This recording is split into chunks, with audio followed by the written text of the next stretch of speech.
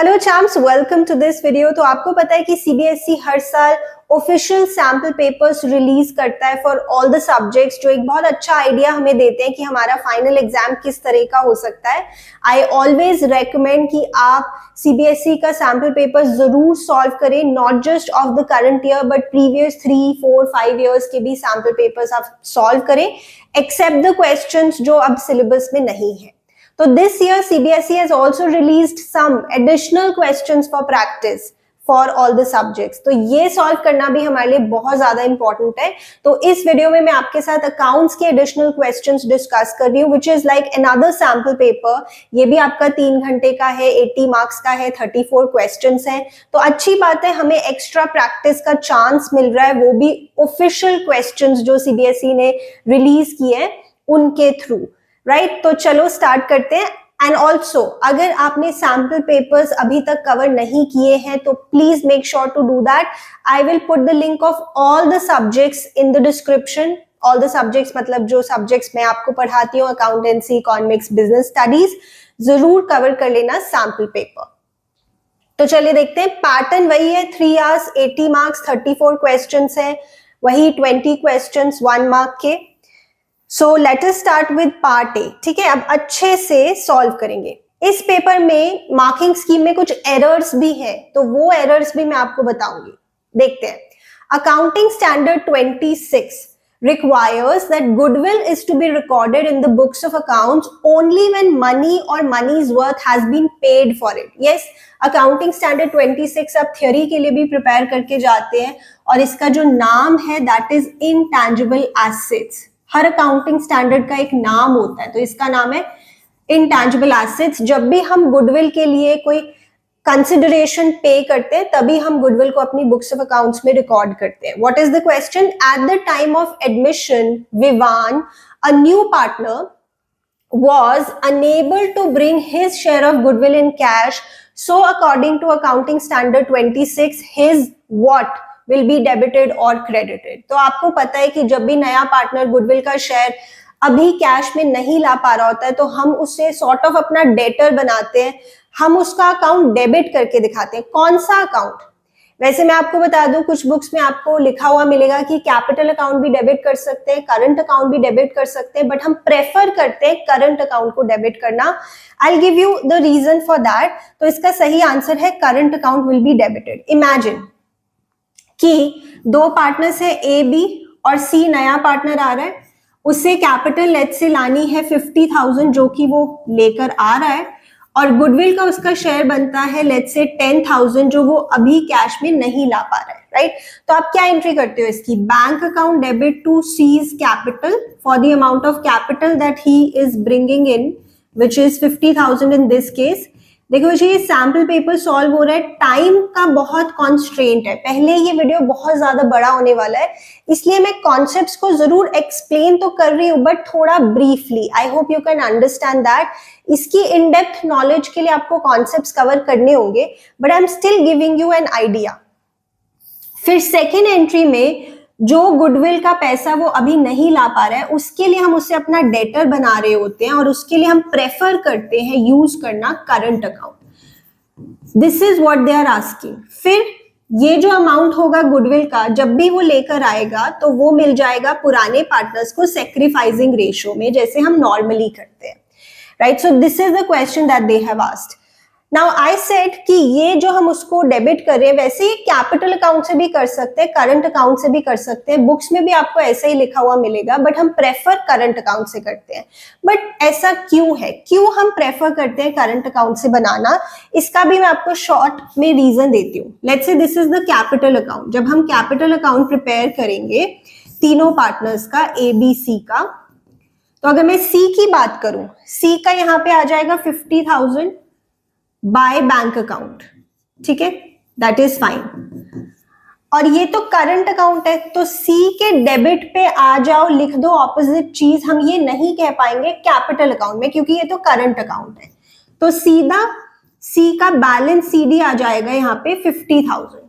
और balance sheet जब बनेगी उसमें भी सी की कैपिटल आ जाएगी 50,000, विच इज फाइन, क्योंकि सी की कैपिटल 50,000 ही है, तो बैलेंस शीट में भी उसकी कैपिटल 50,000 ही रिफ्लेक्ट होनी चाहिए। बट अगर हम उसको यहाँ पे डेटर बना देते कैपिटल अकाउंट से, अगर हम उसको यहाँ पे कैपिटल अकाउंट से डेबिट कर देते, तो फिर इस चीज को भी हमें कैपिटल अकाउंट में शो करना पड़ता। कैसे? सी डेबिट पे है, सी के डेबिट पे आ जाओ, लिख दो ऑपोजिट चीज। लेट्स से यहाँ पे 5,000 और 5,000 पे इनकी सेक्रीफाइसिंग रेशो इक्वल मान लो, तो यहाँ पे आ जाता 5,000 5,000 सी के कॉलम में, 2A 2B। तो यहां पर सी का बैलेंस CD फिर 50,000 नहीं आता, फिर ये 40,000 आता, और सी की कैपिटल जब हम बैलेंस शीट में दिखाते तो वो 40,000 दिखाते, जो थोड़ा ठीक नहीं लगता, क्योंकि उसकी कैपिटल तो 50 है और बैलेंस शीट में पहुंचते पहुंचते वो 40 हो जाए, थोड़ा सही सा नहीं लगता है। इसीलिए हम उसको यहाँ पे डेबिट कर रहे होते हैं करंट अकाउंट से preferably. So this is the right answer. I hope आपको मेरी बात समझ में आई, अगर नहीं तो प्लीज इस कॉन्सेप्ट को आप कवर कर लीजिए। ऑलराइट, चलिए आगे देखते हैं। Read the following statements, assertion, reason, choose the correct alternative from those given below. Michael, Mike and Stephen were partners sharing profits and losses in the ratio of 3:2:1. Stephen being a partner wants that he should be exempted from sharing the losses in the firm. वो कह रहे हैं कि मुझे losses नहीं चाहिए। क्या ऐसा हो सकता है? रीजन देखते हैं कि क्या ऐसा हो सकता है। According to partnership act 1932, it may be agreed between the partners that one or more of them shall not be liable for losses. Actually दोनों ही स्टेटमेंट सही है। हम देखते भी है गारंटी ऑफ प्रॉफिट वाला जो टॉपिक है कि हाँ, एक पार्टनर को हम एग्जेम्प्ट कर सकते हैं लॉसेस से। तो यस, पार्टनरशिप एक्ट में ऐसा लिखा हुआ है कि अगर पार्टनर्स आपस में डिसाइड करते हैं तो ऐसा पॉसिबल है।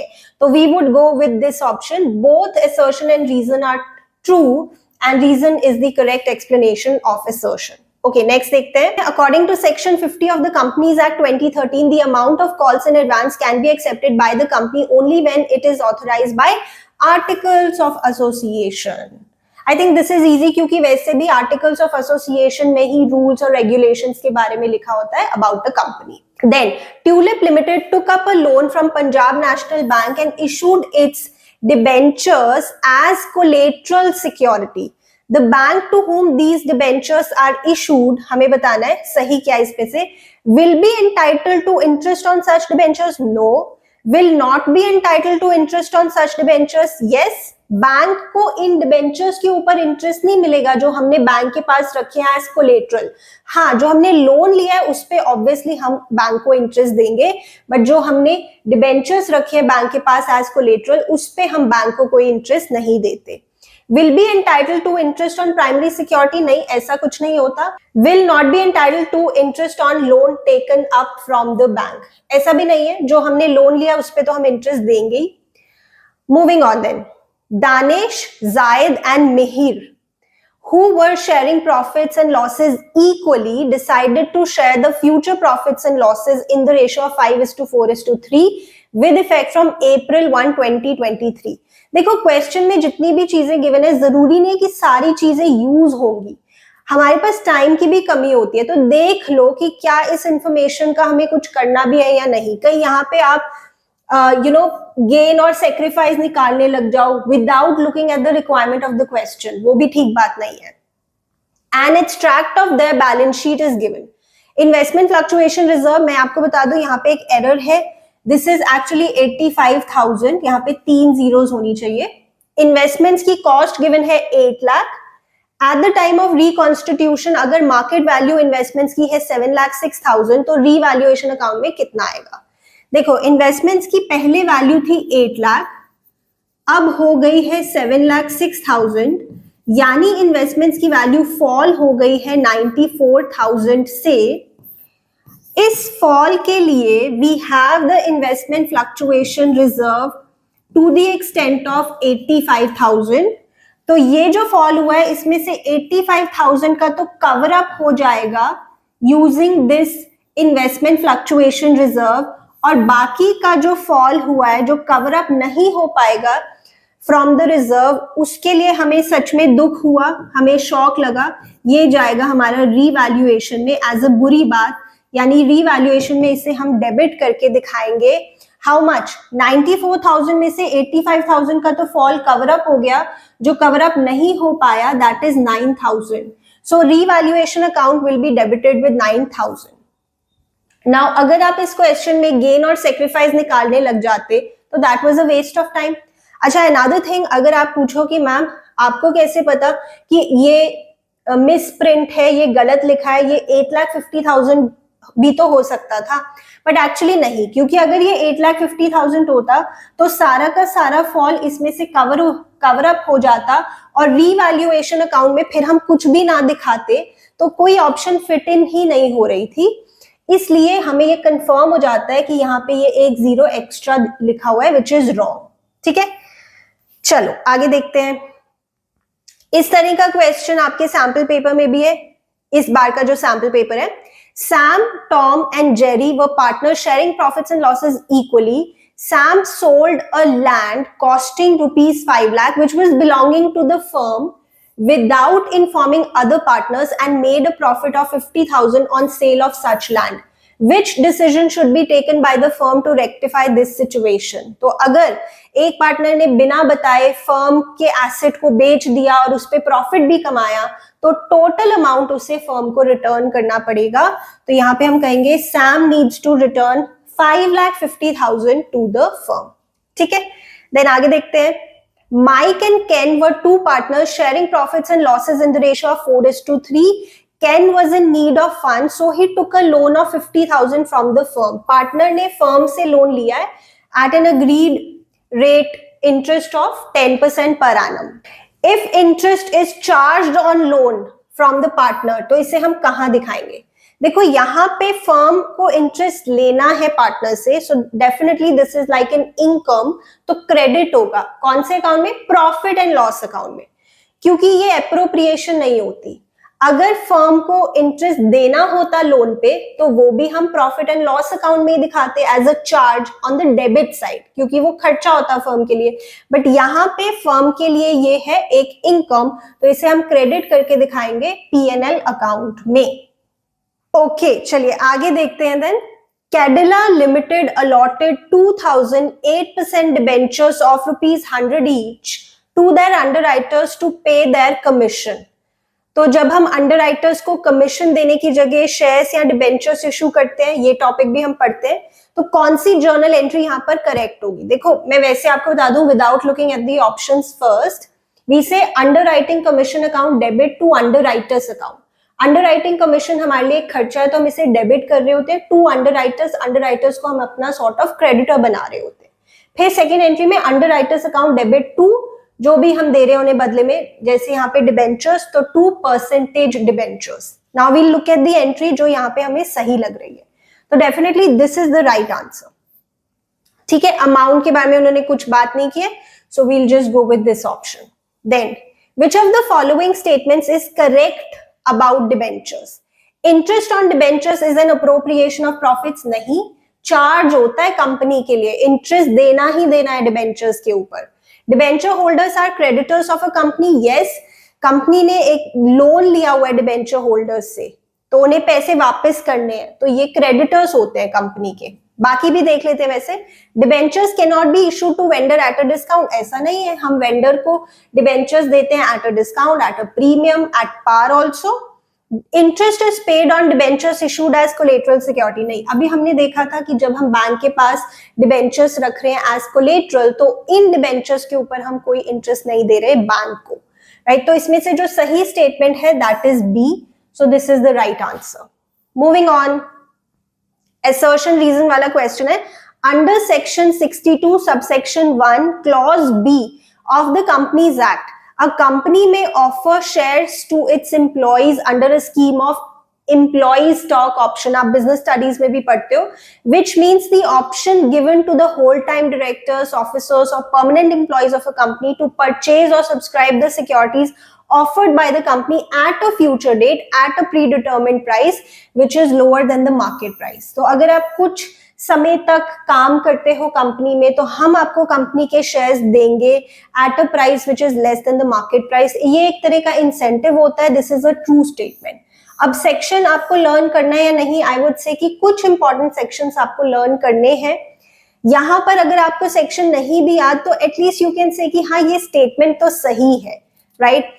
देन रीजन देखते हैं, the company need not to pass a special resolution, ये सही बात नहीं है। एक्चुअली अगर आप एम्प्लॉय स्टॉक ऑप्शन देना चाहते हो अपने एम्प्लॉयज को तो आपको इसके लिए एक स्पेशल रेजोल्यूशन पास करना होगा। स्पेशल रेजोल्यूशन का मतलब होता है कि 75% वोट्स कम से कम फेवर में होनी चाहिए, तो आपको स्पेशल रेजोल्यूशन पास करना होगा, ये आपकी बुक में भी मेंशन्ड है।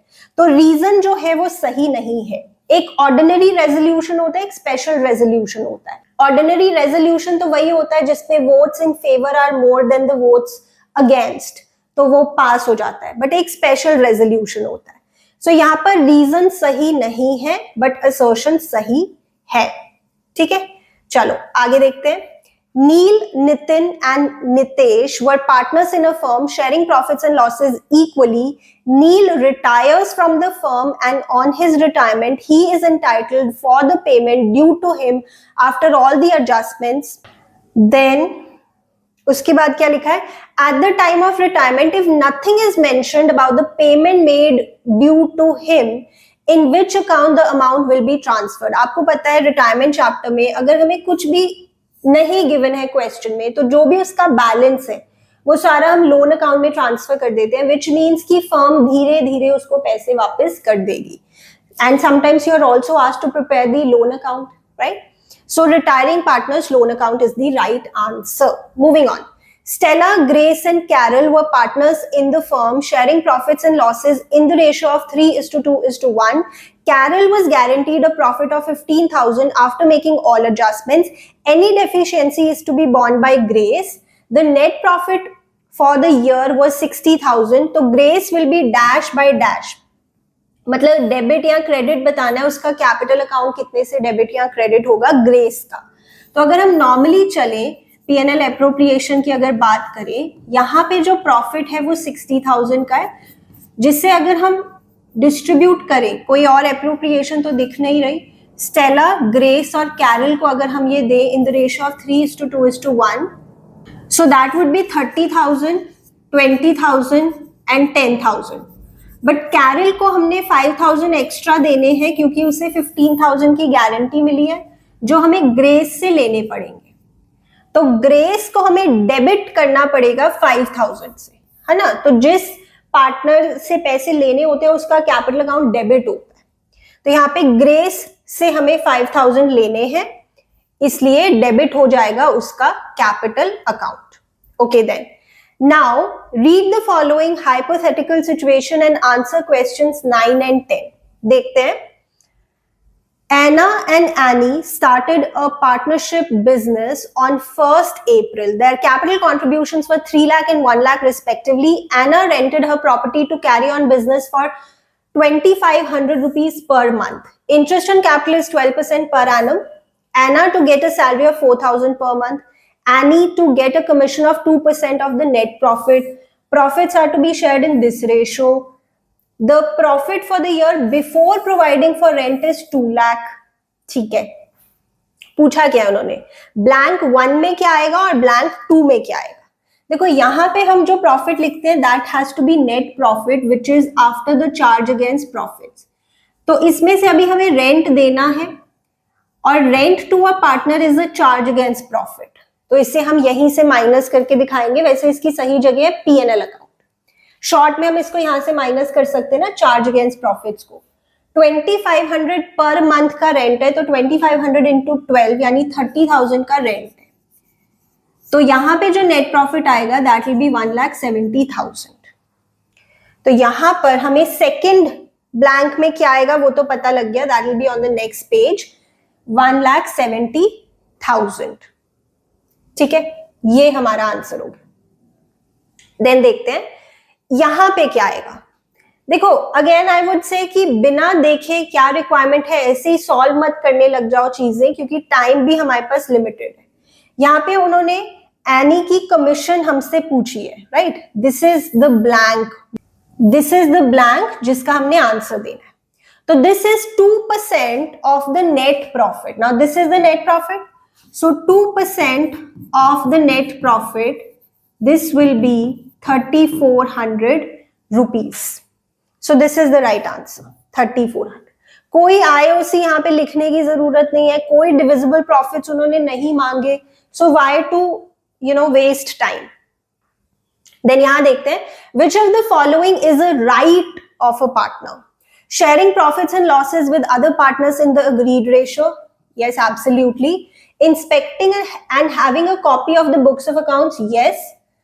Retiring from the firm without giving proper notice? No. आपको notice देना है, ऐसे थोड़ी आप retire हो सकते हैं. Taking part in the misconduct of the business? No. हम misconduct थोड़ी कर रहे हैं वैसे भी.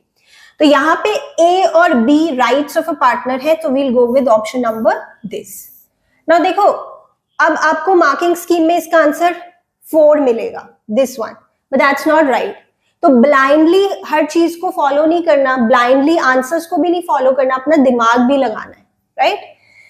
चलिए आगे देखते हैं. यहां पे भी कुछ एरर मिलेगी आपको आंसर में, बट आई विल एक्सप्लेन. देखते हैं. Skyline Limited took over running business worth rupees 70 lakh from Grand Limited by paying 20% through bank draft and balance by issue of shares of rupees 100 each at a premium of 10%. क्या entry पास करेगी skyline limited for the settlement? देखो, आप उनसे running business खरीद रहे हो, ठीक है, तो आप कह सकते हो जैसे sundry assets to Grand Limited 70 lakh. Next entry में Grand Limited debit 70 lakh to bank, क्योंकि हम बैंक ड्राफ्ट से पे कर रहे हैं, which is like cheque. 20% of 70 lakh तो 14 lakh. I would repeat, Grand Limited debit 70 lakh to bank account, 14 lakh तो पक्का ही आएगा बैंक के आगे, अभी कुछ और भी आ सकता है. To equity share capital to securities premium, ठीक है.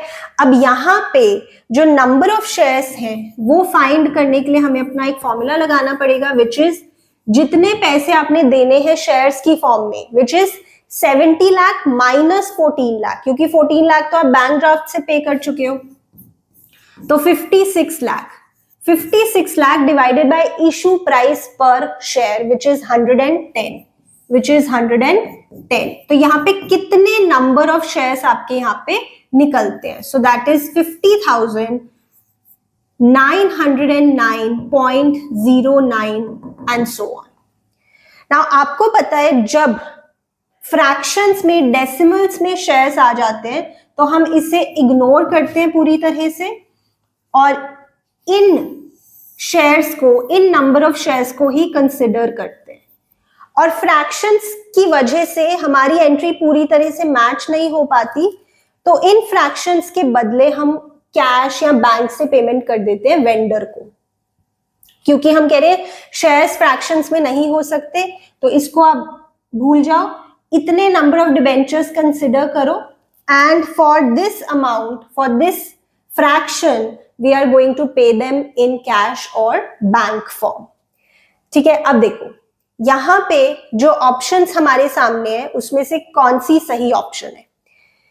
देखो, ये सही ऑप्शन नहीं हो सकती, क्योंकि इसमें आप बैलेंस SPL से दिखा रहे हो, बट ऐसा कोई रूल नहीं होता कि अगर फ्रैक्शंस है तो बैलेंस SPL से दिखाने. नहीं, this is not right. Okay, then यहां पे अगर देखें, ग्रैंड लिमिटेड के आगे 70 लाख है, ठीक है. शेयर कैपिटल के आगे according to what we should get is 50,909 into 100, तो ये आना चाहिए 50,90,900, बट यहाँ पे थोड़ा सा अमाउंट डिफरेंट है. अकॉर्डिंग टू अस, जो कि सही एक्चुअली ये होना चाहिए 50,90,900. सिक्योरिटीज प्रीमियम के आगे 50,909, जो कि नंबर ऑफ आपके शेयर्स है, इनटू 10, तो ये तो सही बैठ रहा है. और यहाँ पे 14 लाख तो है ही, 20%, प्लस आप इसको बैलेंसिंग फिगर ले लीजिए, जो कि एक्चुअली 10 रुपीज आएगी. तो सही में ये ऑप्शन होनी चाहिए 50,90,900, ये सही है. 5,09,090 ये होनी चाहिए. 14 lakh and 10. तो this is the error in the question. अब हमें कैसे पता कि बाकी ऑप्शन सही नहीं है और यही सही है? क्योंकि देखो, यहां पर आपका जो SPR का अमाउंट है वो बिल्कुल ही ठीक नहीं है, और यहाँ पे भी आपने सिर्फ 20% ही चेक से पे किया। व्हाट अबाउट द बैलेंस जो फ्रैक्शंस में है, इसलिए बैंक के आगे 14 लाख से कुछ ज्यादा होना चाहिए। एंड ये भी सही नहीं है, क्योंकि यहाँ पे भी जब फ्रैक्शन में शेयर्स हैं तो बैंक के आगे 14 लाख से कुछ ज्यादा होना चाहिए। तो द सही ऑप्शन इज बी। और यहां मैंने आपको बताया थोड़ी सी एरर है हमारे आंसर में जो उन्होंने हमें दिया हुआ है। Ideally this should be, like I said, मैं रिपीट कर रही हूँ, 50,90,900, 5,09,090 एंड 14,10 रुपीज। ठीक है, so this is the right option. देखो वैसे अगर पेपर में ऐसा हो जाता है ना तो भी आप थोड़ा सा जजमेंट अपनी लगाएंगे कि हाँ ये नहीं हो सकता, ये नहीं हो सकता, ये नहीं हो सकता। वैसे मेरा आंसर थोड़ा सा डिफरेंट आ रहा है, but according to the options which are given I will go with this, क्योंकि एरर पेपर में भी हो सकती है, होनी नहीं चाहिए, बट यू नेवर नो। ठीक है, चलो आगे देखते हैं। Moving on, Mayfair Limited. Now this is an interesting question. Mayfair Limited forfeited 2,000 shares of rupees 10 each, rupees 7 called up, on which only rupees 4 per share and rupees 2 per share on first call has not been paid. Out of these, 500 shares were reissued as fully paid up. Rupees 750 was transferred to capital reserve. तो बताओ reissue के समय कितना पैसा bank account में transfer किया होगा। देखो इसे, now I will explain this one. पहले एक बार अगर फॉरफीचर की एंट्री इमेजिन करो, थोड़ा डिटेल में समझा रही हूं। So that is share capital account debit, number of shares forfeited into called up value per share, ये 7 हो गया। अगर हमें वो कॉल नहीं मिली जिसपे प्रीमियम है तो फॉरफीचर एंट्री में हम सिक्योरिटीज प्रीमियम को भी डेबिट करते हैं, और यस यहाँ पे हमें वो कॉल भी नहीं मिली जिसपे प्रीमियम है। So that is 2,000 into 2, हमें नहीं मिला। कॉल्स इन एरियर्स में हम दिखाएंगे जो पैसा हमें नहीं मिला, विच इज एक तो ये 4 रुपीज और एक ये 2 रुपीज। यहाँ पे कॉल्स इन एरियर्स के आगे हम इंक्लूडिंग प्रीमियम लिख देते हैं। So this is 4 + 2 6। अब ये आपकी जैसे बैलेंसिंग फिगर हो गई, फॉरफीटेड शेयर्स। ये बैलेंसिंग फिगर आपकी कितनी हुई? This is 9 and 6, so 3, 6,000। ठीक है, ये हमारी बैलेंसिंग फिगर हो गई। मैं थोड़ा स्पेस यहां से ले रही हूं। Then in the next entry which is your reissue entry, हम क्या करते हैं? Bank account debit to share capital, और फिर अगर बैलेंसिंग फिगर डेबिट पे आती है तो फॉरफीटेड शेयर्स डेबिट कर देते हैं, और अगर क्रेडिट पे आती है तो टू सिक्योरिटीज प्रीमियम। ना यहां पर शेयर कैपिटल के आगे हमें, क्योंकि फुली पेड लिखा है, तो into the face value of the share which is 10, और कितने शेयर्स हमने रीइशू किए? 500, तो यहां पे आ रहा है हमारा 5,000। देन द फाइनल एंट्री जो हम कैपिटल रिजर्व में ट्रांसफर करते हैं, that is forfeited shares account debit to capital reserve. इसमें कितना अमाउंट है? This also they have told us, this is 750। अब देखो ये कैसे आएगा आपको पता है। इस वैल्यू को जब हम इससे कंपेयर करेंगे तो हमारा 750 आएगा, but this is for how many shares? 2,000 shares, and ये जो वैल्यू होगी this will be for 500 shares, तो ये अभी कंपेरेबल नहीं है। इस वैल्यू को आप पहले 500 शेयर्स के लिए बनाओ, which is very very simple, unitary method से भी कर सकते हो, कि ये वैल्यू 2,000 शेयर्स के लिए है 6,000 रुपीज, तो 500 शेयर्स के लिए ये वैल्यू कितनी होनी चाहिए? आप ओरली भी कर सकते हो, ये कोई मुश्किल कैलकुलेशन नहीं है। 1500। अब इमेजिन करो अपने माइंड में कि ये वैल्यू 1500 है, 1500 minus something is going to give you 750। I'll repeat, 1500 minus something is going to give you 750, so that something is 750। तो अगर ये हमारी बैलेंसिंग फिगर फॉरफीटेड शेयर्स की 750 है, तो बैंक के आगे कितना आएगा? We can know that by taking it as balancing figure. 5,000 minus 750, this is 4250, and this is what they have asked. 4250 is the right answer. ठीक है, एक बार खुद से माइंड में सोच के देखो क्या मैंने आपको यहाँ पे बताया है। ठीक है, चलो अब मैं ये थोड़ा सा यहाँ पे रब कर देती हूँ because I need space for the next solution. देखते हैं, David and Gary were partners in a firm with capitals of 90,000 and 80,000 respectively. Zenith brings 70,000 as his share of capital for 1/4 share in the profits. Zenith's share of goodwill will be what? देखो पूरे question में goodwill की कोई बात ही नहीं की, but and में वो गुडविल पूछ रहे हैं। So this is actually a case of hidden goodwill. Hidden goodwill हम कैसे सॉल्व करते हैं? वेरी सिंपल, हम कहेंगे कि जो न्यू पार्टनर है वो 70,000 की कैपिटल ला रहा है फॉर 1/4 शेयर, तो आइडियली इस फर्म की कैपिटल होनी चाहिए 2,80,000 cross multiply, capital should be 2,80,000 of the firm. But अगर हम इंडिविजुअली कैपिटल्स को ऐड करें, जैसे डेविड की 90,000, गैरी की 80,000 और जेनिथ की 70,000, अगर हम इंडिविजुअली कैपिटल्स को ऐड करें तो हमें मिलता है 2,40,000। तो होनी चाहिए कैपिटल 2,80,000 बट है 2,40,000, यानी जो डिफरेंस है that is hidden goodwill of the firm, that is important.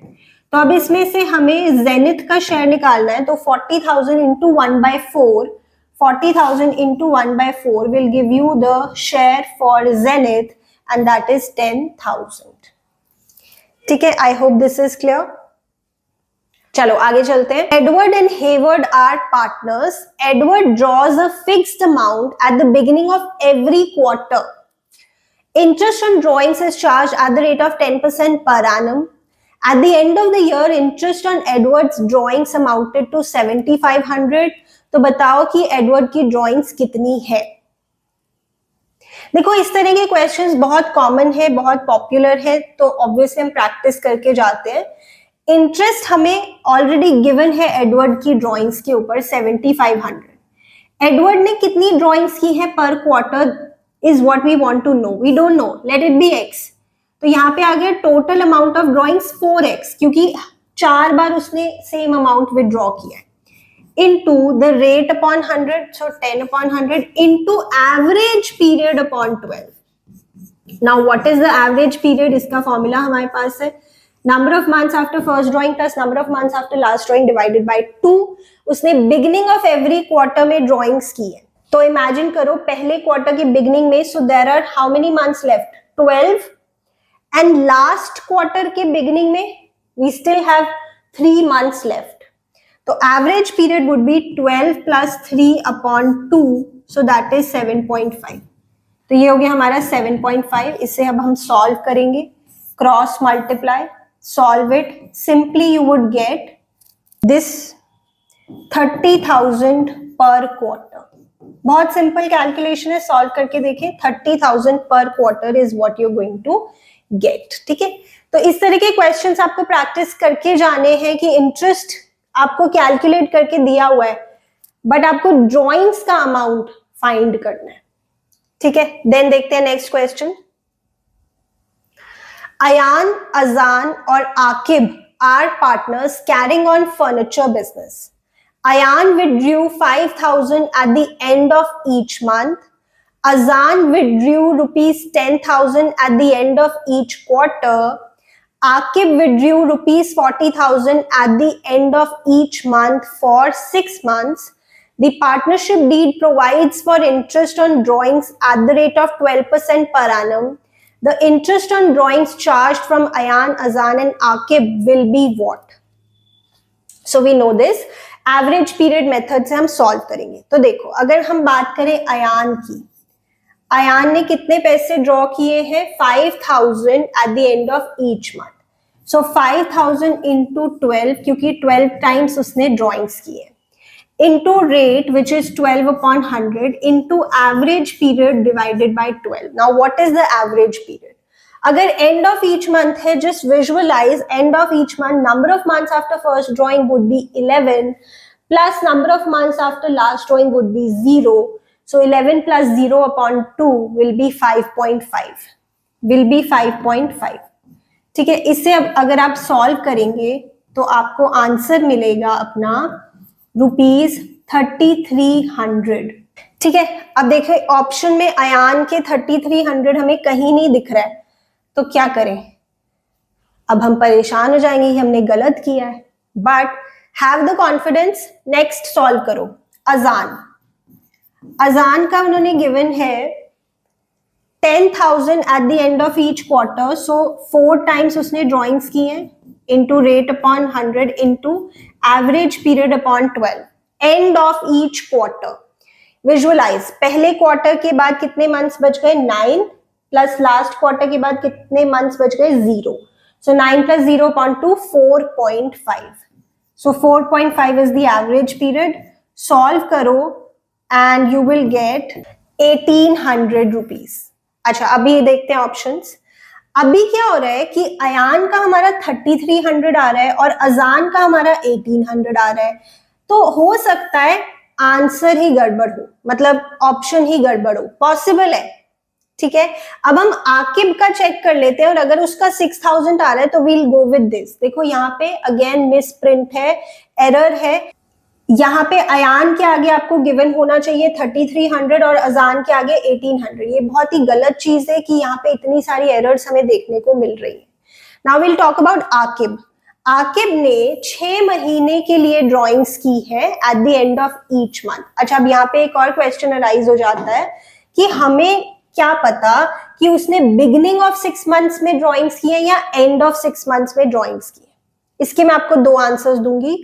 पहली बात, अगर कुछ नहीं लिखा होता तो नॉर्मली हम एंड ऑफ 6 मंथ्स ही लेते हैं। दूसरी बात, हम चेक कर लेंगे अपनी ऑप्शंस में कहां पे फिट हो रहा है, देखते हैं। तो we will say end of the year के अकॉर्डिंग हम इसे सॉल्व करेंगे कि उसने 6 मंथ्स ड्रॉइंग्स की है towards the and.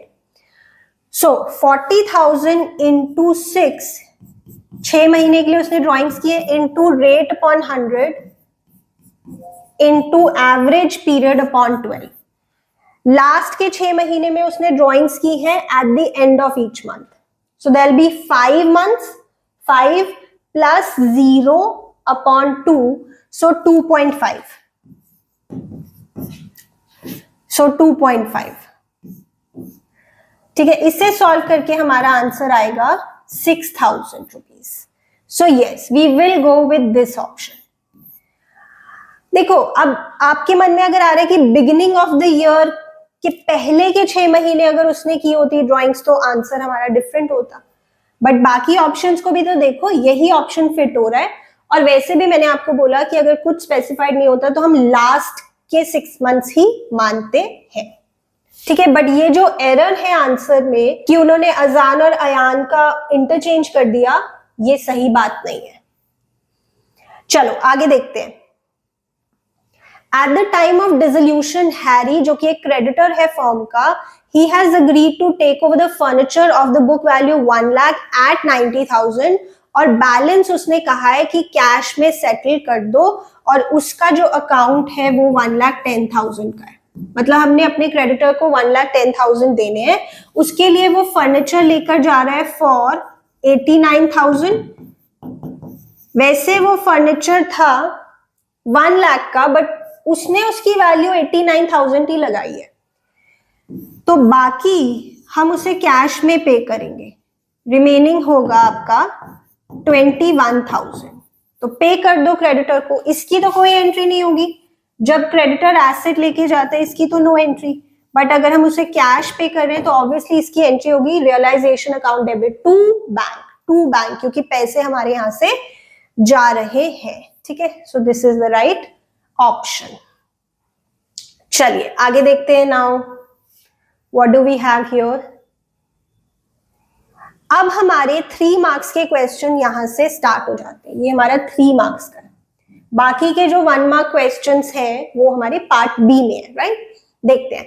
Mac, Jack and Lac were partners in a firm sharing profits and losses in the ratio of 2:1। Workman compensation reserve है 5 लाख का। जैक की यहाँ पे रिटायरमेंट हो रही है and he had a balance of 8 lakh credit in his capital account. Imagine करो, credit balance है मतलब क्रेडिट साइड बड़ी है, यानी फर्म ने अभी तक के हिसाब से जैक को 8 लाख रुपीस देने हैं रिटायरमेंट के समय। The liability of workman compensation came out to 5,75,000. You are required to pass journal entries and show how much amount is transferred to his loan account.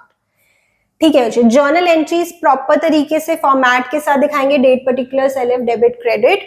सो यहां पर थोड़ी सी कैलकुलेशन करनी होगी। सो वी हैव लाइबिलिटी जो arise हुई है workman compensation claim की, वो है 5,75,000 और हमारे पास जो रिजर्व है वो 5 लाख का है। तो यहाँ पे 75,000 की लाइबिलिटी हमें चुकानी है, मतलब हमें शॉक लगा और इसे हम दिखाएंगे रीवैल्यूएशन अकाउंट से। ठीक है, कैसे दिखाएंगे? सो दैट विल बी, देखो वर्कमैन कॉम्पनसेशन रिजर्व पूरा खत्म हो रहा है, कंज्यूम हो रहा है to the extent of 5 lakh, तो इसे हम डेबिट करके दिखाएंगे। वैसे रिजर्व की क्रेडिट नेचर होती है, बट अभी ये यूज हो रहा है तो ये डेबिट करके दिखाएंगे। ठीक है। 2, एक लाइबिलिटी हमारी क्रिएट हो रही है टुवर्ड्स द वर्कमैन, तो हम बनाएंगे एक लाइबिलिटी, यानी क्रेडिट पे दिखाएंगे provision for workman compensation claim account, and वो आया है हमारा कितने का? 5,75,000 का। यहाँ पे जो 75,000 का हमें नुकसान हुआ या शॉक लगा, दुख हुआ, वो हम दिखाएंगे रीवैल्यूएशन अकाउंट से। यही एंट्री आप पास करते हैं। ठीक है, ये रीवैल्यूएशन अकाउंट अब जो हमारा आ रहा है, ये जो दुख है, ये हम पार्टनर्स के बीच में डिस्ट्रीब्यूट करेंगे, यानी ये पार्टनर्स बियर करेंगे लॉस। ठीक है, तो ये हम पार्टनर्स के बीच में डिस्ट्रीब्यूट करेंगे। Mac, Jack, Lac, to revaluation.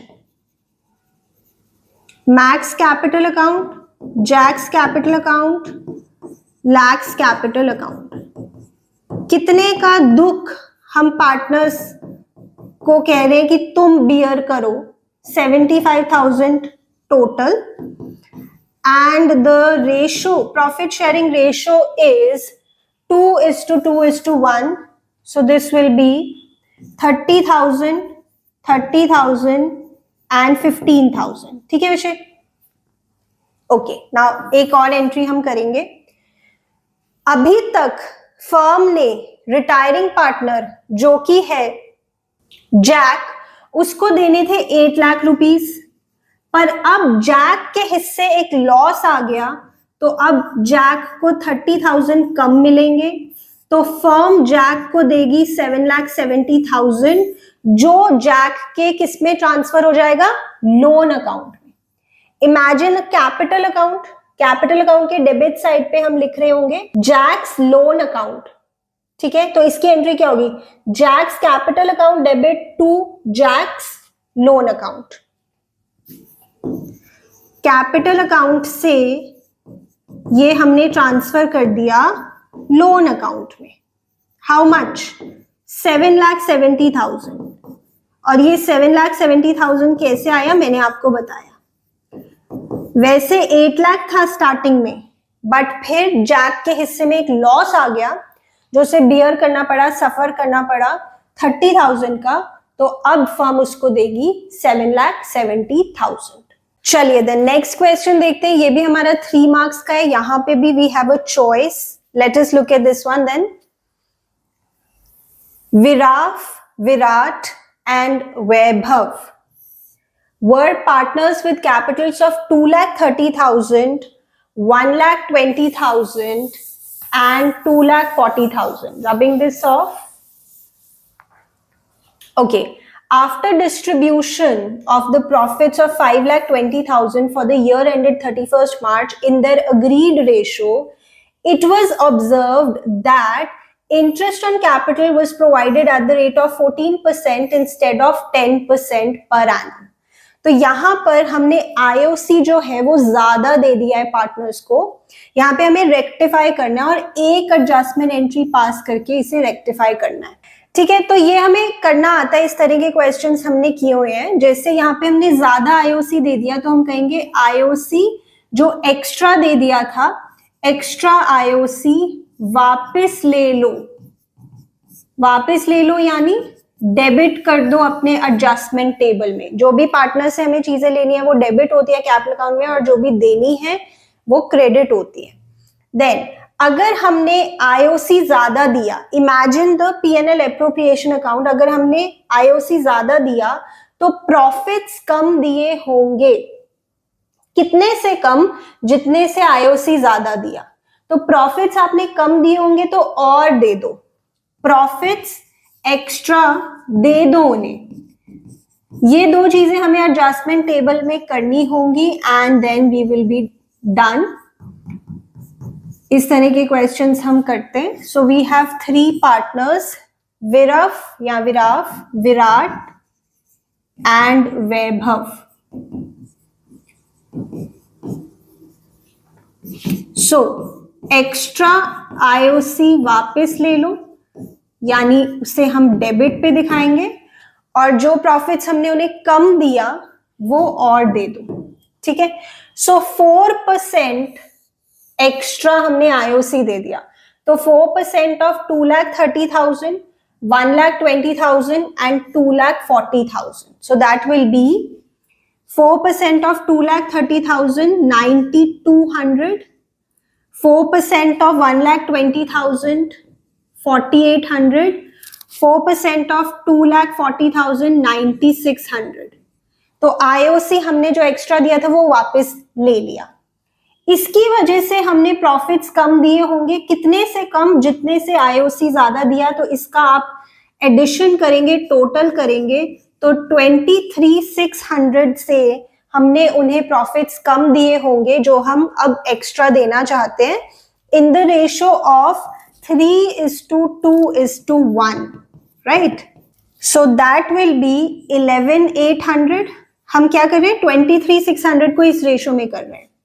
7,867 and 3,933. ठीक है, अब इसे हम टोटल करते हैं and we will see the difference. So this is 2,600 credit बढ़ा है यहाँ पे, देन 3,067 अगेन क्रेडिट, एंड यहाँ पर 5,667 डेबिट पे. ठीक है, सो this will be our entry. That will be Vaibhav's capital account debit 5,667 to Virat's capital account 2,600 to Virat's capital account 3,067. ठीक है, तो this is our entry. Proper format के साथ आप इसे लिखेंगे. Very very simple. Vaibhav's capital account debit to Virat's capital account to Virat's capital account. ठीक है, तो ये हमारी एक एडजस्टमेंट एंट्री हो गई, रेक्टिफाइंग एंट्री हो गई, right? I hope this is clear. Now इसी क्वेश्चन के ऑप्शन में वी हैव अनदर क्वेश्चन जो इसी टॉपिक से रिलेटेड है, पास्ट एडजस्टमेंट्स, बट इसमें हमें एक एंट्री नहीं करनी, रेक्टिफाइंग एंट्रीज, कई सारी एंट्रीज पास करनी है using this temporary account, profit and loss adjustment account. इसी तरह का क्वेश्चन आपके लेटेस्ट सैंपल पेपर में भी है, मैंने डिस्कस किया था. और वैसे भी ये केस आप कवर करके जाते हैं पास्ट एडजस्टमेंट्स वाले टॉपिक में, जिसमें एक एंट्री नहीं कई सारी रेक्टिफाइंग एंट्रीज करनी होती है using this temporary account which is PNL adjustment account. ठीक है, चलो देखते हैं व्हाट डज द क्वेश्चन से.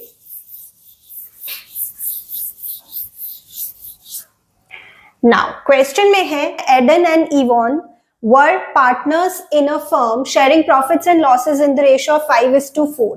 Their capitals were 75,000 and 90,000 respectively. After the accounts for the financial year ending 31st March 23 have been prepared, it is observed that interest on capital at the rate of 10% per annum and salary to Eden rupees 9,000 per annum as provided in the partnership deed has not been credited to the partners capital accounts before distribution of profits. तो यहाँ पे हमने IOC नहीं दिया partners को और salary भी नहीं दी एक पार्टनर को। इसे हमें ठीक करना है। अच्छा, अब सोच के देखो, अगर आईओसी नहीं दिया, सैलरी नहीं दी, इमेजिन पीएनएल एप्रोप्रिएशन अकाउंट, इस वजह से आपने प्रॉफिट्स उनको ज्यादा दे दिए होंगे, क्योंकि डेबिट साइड पे आईओसी नहीं आ रहा है, सैलरी नहीं आ रहा है, तो जो बैलेंसिंग फिगर है प्रॉफिट्स की, डिविजिबल प्रॉफिट्स की, वो आपने उन्हें ज्यादा दे दिया होगा प्रॉफिट्स।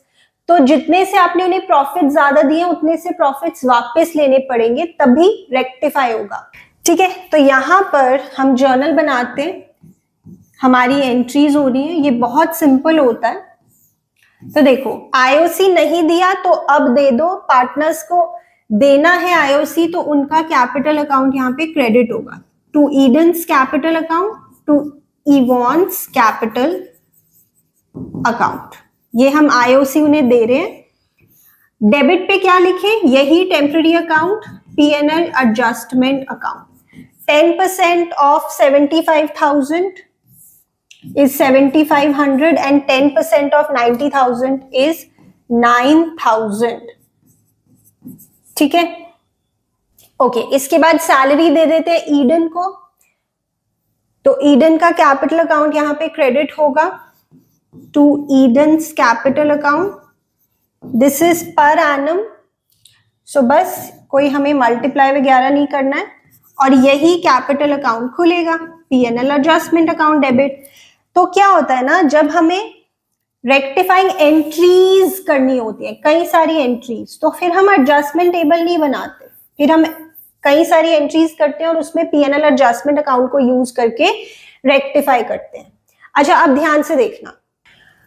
यहां पर हमने आईओसी नहीं दिया, सैलरी नहीं दी, इस वजह से प्रॉफिट ज्यादा दे दिए होंगे। कितने से ज्यादा, जितने से आईओसी नहीं दिया और सैलरी नहीं दी, यानी टोटल ऑफ दिस, यानी total of IOC and total of salary, इन दोनों का टोटल। So this is 25,500। तो 25,500 के प्रॉफिट्स हमने उनको ज्यादा दे दिए, तो अब वापस ले लो, तो चीजें रेक्टिफाई हो जाएंगी। वापस लेना है पार्टनर से, अगर कुछ हम ले रहे हैं तो उनका कैपिटल अकाउंट डेबिट होगा, तो Eden's capital account debit, Ivan's capital account debit to PNL adjustment account. ठीक है, so this is 25,500 in the ratio, the ratio is 5:4। So this is 14167 and 11,333, and this total is 25,500। ठीक है, तो ये हमारी rectification हो गई। यहां पे हमने एक एंट्री नहीं पास की, मल्टीपल एंट्रीज पास की है। यहां पे हमने एडजस्टमेंट टेबल नहीं बनाया, पीएनएल एडजस्टमेंट अकाउंट ओपन करके कई सारी एंट्रीज पास किए, बिकॉज उन्होंने कहा था कि आप रेक्टिफाइंग एंट्रीज पास करो। ठीक है, चलिए now let's look at the next question. Again next question 3 marks का है हमारा, देखते हैं। Glen Limited took over the running business of Hayward Limited, having assets of 22 lakh and liabilities of 6 lakh by issuing 20,000 11% debentures of ₹100 each at 5% discount। हमें पास करनी है journal entries in the books of Glen Limited अगर debentures redeem हो रहे हैं at 10% premium। Okay, तो this topic is related to issue of debentures for consideration other than cash। यहाँ पे हमें जर्नल एंट्रीज करनी है, बहुत आराम से हम ये क्वेश्चन कर सकते हैं। Proper format in the books of जो एसेट्स और लायबिलिटीज ले रहा है, in the books of Glen limited. ठीक है, ओके, देखते हैं कैसे करेंगे हम। So we have purchased the assets, तो हम यहाँ लिखेंगे sundry assets account debit 22 lakh to sundry liabilities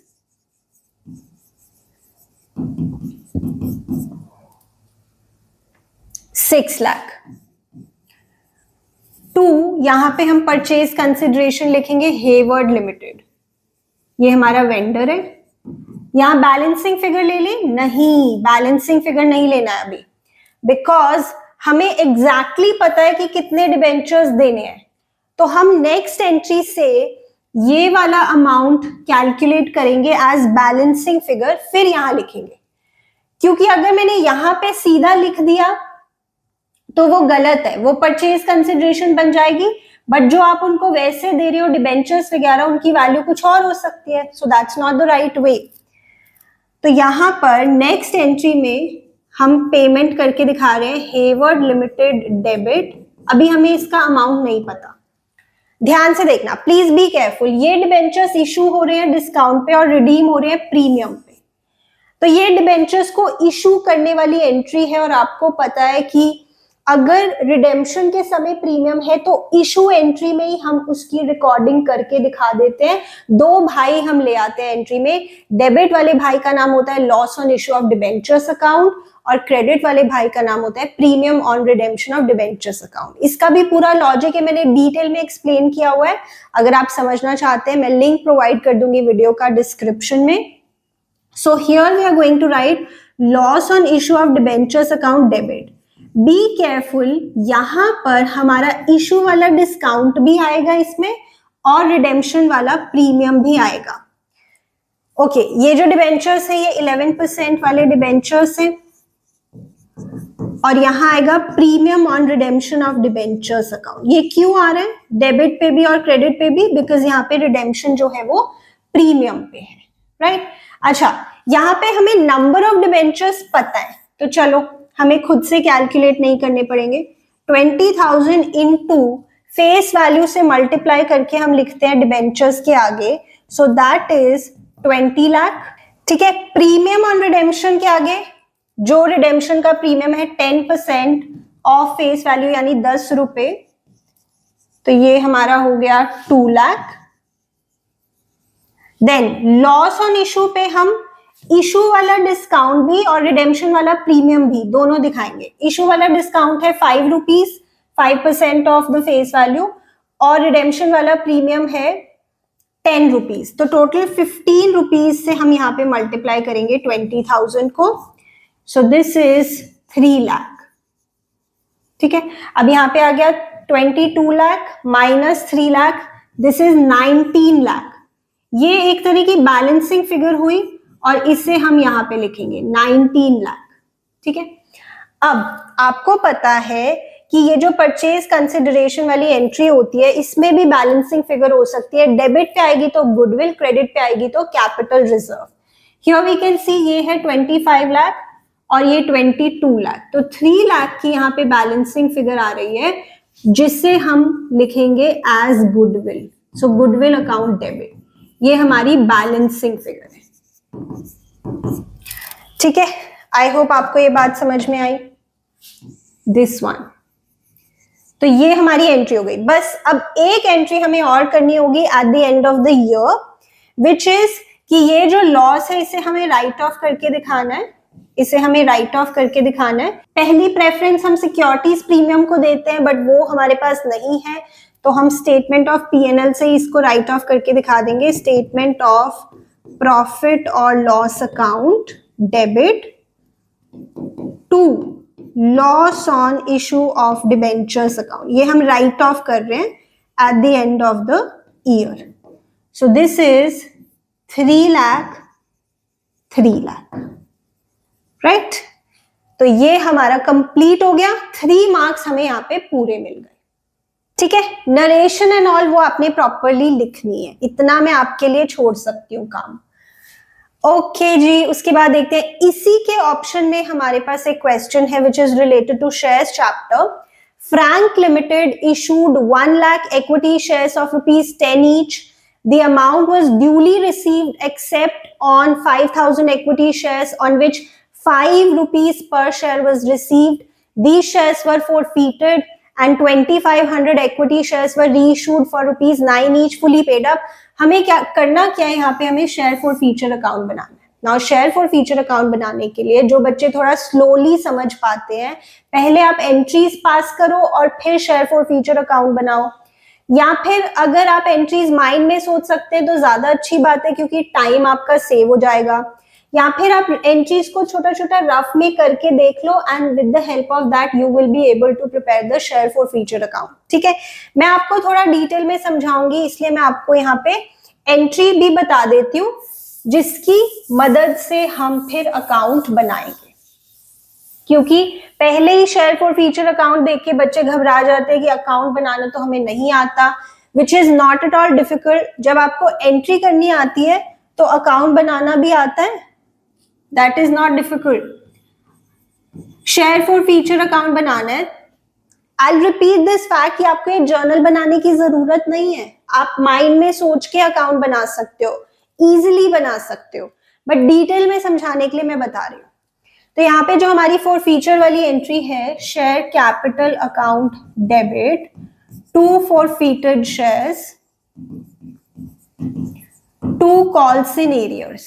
मेरा सारा फोकस यहाँ पे इस अमाउंट पे रहने वाला है।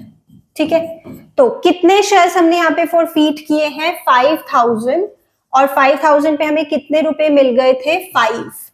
तो यहां तो आ गया हमारा 25,000, एक अमाउंट तो हमें मिल गया। देन हमारी जो नेक्स्ट एंट्री होती है री इशू वाली, bank account debit to share capital, इसमें भी बैलेंसिंग फिगर आ सकती है फॉरफीटेड शेयर्स।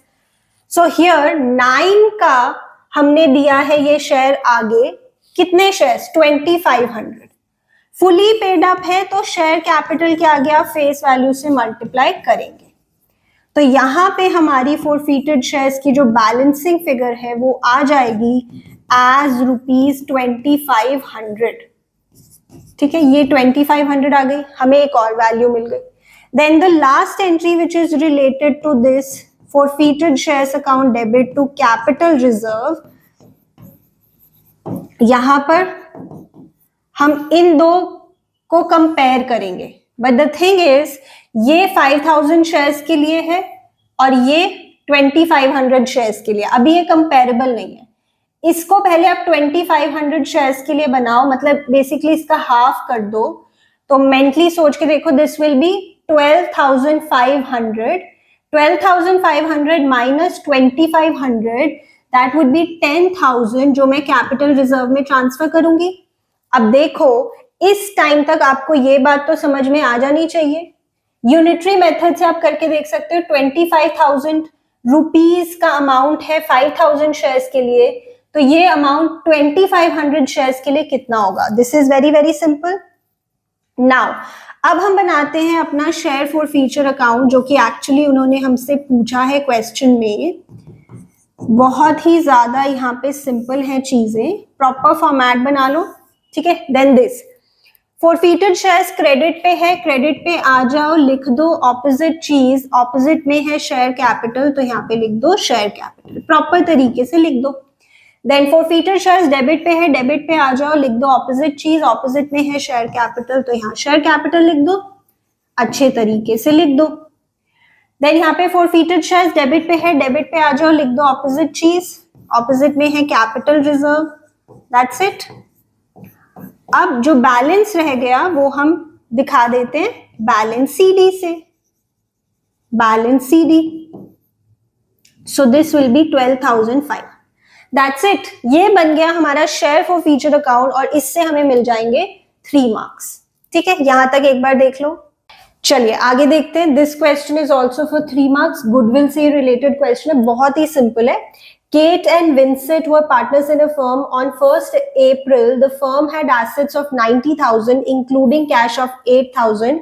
Partners' capital account है 70,000 का, and the reserves constituted the rest. तो देखो, अगर assets हमारे 90,000 के हैं, including cash, मतलब assets total 90,000 के हैं, तो ये जो liability side है इसका total भी same ही होगा 90,000। तो वो कह रहे हैं कि इसमें से 70,000 की तो कैपिटल है पार्टनर्स की और बाकी रिजर्व्स है। So let me tell you कि जो रिजर्व्स होते हैं वो भी कैपिटल एम्प्लॉयड का ही पार्ट होते हैं, ये आपको आपके रेशियोज चैप्टर से भी पता है। आगे देखते हैं। सो यहाँ पे नॉर्मल रेट ऑफ रिटर्न है 30%, एवरेज प्रॉफिट्स गिवन है 47,000, हमें फाइंड करनी है goodwill at 4 years purchase of super profit. So super profit method से super profits into number of years purchase, जो इस क्वेश्चन में 4 है। सुपर प्रॉफिट्स होते हैं average profits minus normal profits, और नॉर्मल प्रॉफिट्स होते हैं capital employed into NRR upon 100, right. तो यहाँ पे कैपिटल एम्प्लॉयड है हमारा 90,000, 90,000 का 30% हम फाइंड करेंगे to get the normal profit. So this is 27,000। Average profits given है 47,000 हियर। सो 47,000 माइनस 27,000, ये हमारे आ गए सुपर प्रॉफिट्स जो कि है 20,000। और गुडविल के लिए यहाँ पे हमें एक स्टेप और करना होगा, super profits into number of years purchase that is multiplied by 4, तो ये 80,000 की हमारी गुडविल आ गई। बहुत ही सिंपल है, फॉर्मूलाज अच्छे से आप क्लियरली लिखेंगे, ठीक से सॉल्व करेंगे तो पूरे 3 मार्क्स आपको यहाँ पे मिल जाएंगे, कोई भी प्रॉब्लम नहीं है, ठीक है। देख लीजिए एक बार। ओके देन, उसके बाद अब ये 21st क्वेश्चन हमारा 4 मार्क का है। बैलेंस शीट का ये क्वेश्चन है शेयर चैप्टर से। Klein limited was registered with an authorised capital of, जिसे हम रजिस्टर्ड कैपिटल या नॉमिनल कैपिटल भी कहते हैं, of ₹10 lakh divided into equity shares of ₹10 each. Out of these, 8,000 shares were issued to vendors as fully paid as purchase consideration for a business acquired. Company offered 20,000 shares for public subscription and called up ₹8 per share and received the entire amount. You are required to prepare the balance sheet of the company as per Schedule 3 of the Companies Act, showing share capital as notes. ठीक है, share capital ही दिखाना है हमें balance sheet में, पूरी balance sheet की requirement नहीं है, और नोट्स टू अकाउंट्स बनाने हैं, ठीक है। चलो, तो एक बार इसका हम अच्छा सा फॉर्मेट बनाते हैं। So this is Klein limited, right. Klein limited balance sheet as at कोई डेट नहीं गिवन क्वेश्चन में, so let it be. Then this is the extract of balance sheet, particulars, note number। यहाँ पे वैसे current year और previous year के amounts होते हैं, बट हमें तो सिर्फ करंट ईयर के ही लिखने हैं, तो प्रीवियस ईयर का अगर आप नहीं भी बनाएंगे दैट इज ओके। सो ये हमारी मेन हेडिंग है, जैसे equity and liabilities, equity and liabilities. उसके under we have shareholders funds, this is the heading, and then उसके under we have share capital। इसका हम नोट बनाएंगे and then we would get to know the amount, ठीक है। Amount find out करने के लिए हम नोट बनाएंगे।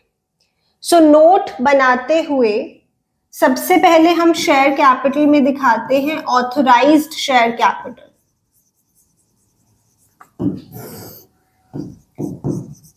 ऑथराइज्ड शेयर कैपिटल ये सिर्फ डिस्क्लोजर पर्पस के लिए होती है, इसका एज सच इसे हम बैलेंस शीट के अंदर नहीं लेकर जाते, तो प्रॉपर तरीके से लिखेंगे authorised share capital. So we will say properly, जैसे 10 लाख रुपीज की कैपिटल है ऑथराइज्ड और एक शेयर 10 रुपीज का है, सो वी विल से 1 lakh equity shares of ₹10 each, ठीक है। मल्टीप्लाई करके यहां लिख देंगे this is only for disclosure, इसको हम ऐसे क्लोज करके दिखा देंगे। देन बी केयरफुल, यहाँ पे इशूड शेयर कैपिटल में कितना आएगा, एक तो पब्लिक को हमने ऑफर किए 20,000 शेयर्स और वेंडर को हमने 8,000 दिए, तो टोटल जो हमने इशू किए वो है 28,000 इक्विटी शेयर्स ऑफ ₹10 ईच, ठीक है। प्रॉपर तरीके से यहां लिखेंगे issued share capital 28,000 equity shares of ₹10 each.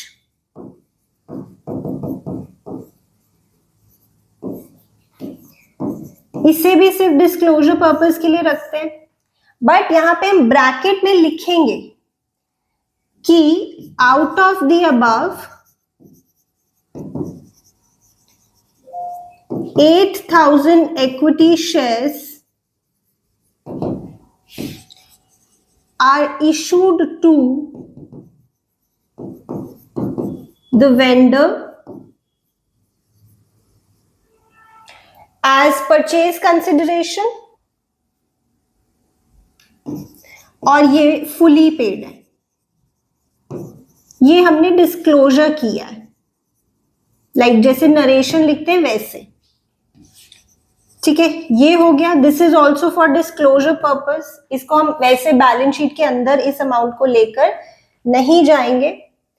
Okay, now comes the main part, subscribed share capital. Subscribed share capital, इसमें हम दो पार्ट्स बनाएंगे, subscribed and fully paid up और subscribe but not fully paid up. जो vendor को हमने issue किए हैं वो फुली पेड अप है, तो 8,000 शेयर्स की बात हम करेंगे subscribed and fully paid up वाली कैटेगरी में। ये हमारे फुली पेड अप है, ठीक है। सो 8,000 शेयर्स की हम बात करेंगे कौन सी सब कैटेगरी में, subscribed and fully paid up. Subscribed and fully paid up. So यहां पर 8,000 equity shares of ₹10 each multiply करके बाहर लिख देंगे। नाउ जो हमने पब्लिक को इशू किया ना 20,000, नेक्स्ट पेज पे आप देख रहे हैं, इसमें से हमने सिर्फ ₹8 ही कॉल किए। तो जब full face value called up नहीं होती तो हम कौन सी कैटेगरी में दिखाते हैं, subscribe but not fully paid up.